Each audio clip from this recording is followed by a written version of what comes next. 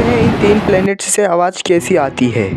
वैसे स्पेस में कोई आवाज़ ट्रेवल नहीं कर सकती, लेकिन साइंटिस्टों ने इसे सुनने लायक बनाया है।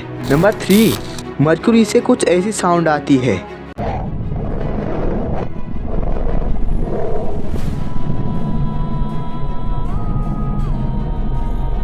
नंबर 2, शनि ग्रह से कुछ ऐसी आवाज़ आती है। इस आवाज़ से आप डर भी सकते हो।